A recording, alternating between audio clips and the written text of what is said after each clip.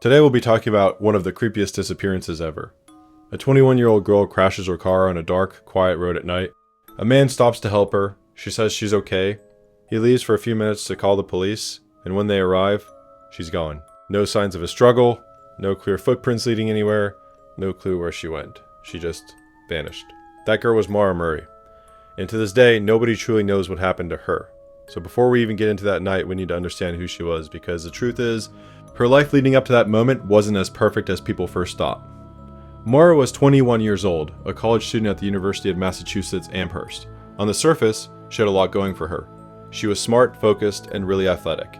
Back in high school, she was a serious runner, not just casually, like actually competitive. The type of person who pushes herself hard and doesn't quit easily, and that discipline took her far. She actually got accepted into United States Military Academy at West Point. And bro, getting into West Point is not easy at all. That already tells you she was doing things right at some point. Structured life, strong mindset, real goals. But she didn't stay there. After some time, she transferred out and ended up at UMass Amherst, where she started studying nursing. Now, from the outside, everything still looked fine. Young, in college, working toward a career, athletic background, like her life was still on track. But once people started looking closer, especially after she disappeared, they realized things weren't as smooth as they seemed. There were cracks starting to show. Not long before she vanished, Moore got into trouble for using someone else's credit card information to order food. It wasn't some huge crime, but still, it was completely out of character for someone like her. Then just days before she disappeared, she crashed her dad's car. And this wasn't just a small accident either. The car was badly damaged, and reports suggested she might have been drinking that night. So now you start seeing it. On the outside, everything looked normal, but underneath, things were starting to slip. And it wasn't just the legal stuff. There were emotional signs too. At one point while she was working her campus job, Moore reportedly had some kind of breakdown. She just kind of froze up, stopped responding properly, and had to be walked back to her dorm. When her supervisor asked what was wrong, she only said one thing: my sister. That's it. No explanation, no details. Later on, it came out that her sister had her own struggles going on, which might have been affecting Mara more than people realized. Alright, so now let's get into what actually happened that night, because this is where the story goes from weird to straight up creepy. We're in the year 2004, February 9th. By this point, Mora had already emailed her professors saying she'd be gone for a week, packed some of her stuff, withdrew cash, and just left. And another important detail here, she had a boyfriend at the time, Bill Rausch. He was in the military, and from what people know, their relationship wasn't perfect. There were some tensions, some issues going on in the background. Nothing crazy confirmed, but enough that it adds to everything she was already dealing with mentally. So now imagine this.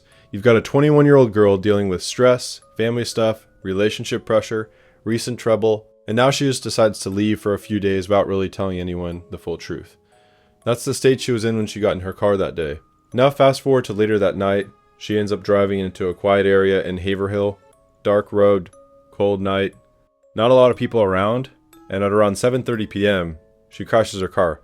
Not a huge explosion or anything, but enough damage that the car is stuck. Airbags deployed, front end messed up. She's not driving anywhere in that condition. Now here's where it starts getting really strange. A local bus driver sees the crash and stops to check on her. He walks up, asks if she's okay, and Moore tells him she's fine. But he notices something is off. She seems shaken, maybe not thinking clearly. Some people even believe she might have been drinking again. He offers to call the police for her, and she says no. She tells him she already called for help. But that wasn't true, and that right there is one of the first big red flags.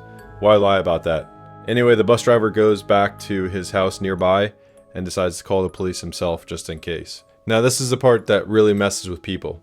The time between that call and the police showing up, only a few minutes. We're talking like 5 to 10 minutes max, but when officers arrive at the scene, Mora's gone. Completely gone. Her car's still there, damaged, sitting on the side of the road. Her belongings, still inside, but her, no one saw her leave. No clear footprints leading off into the woods. No sign that there was a struggle. It's like she just vanished into thin air. And bro, this wasn't some busy city, this was a quiet road. Which makes it even more disturbing, because if she ran off on foot, where did she go that fast? And if someone picked her up, who? To make things even creepier, search dogs were brought in later. They tracked her scent for a short distance, like she got into a vehicle. That's what a lot of people believe. But again, no witnesses, no confirmed sightings. Nothing?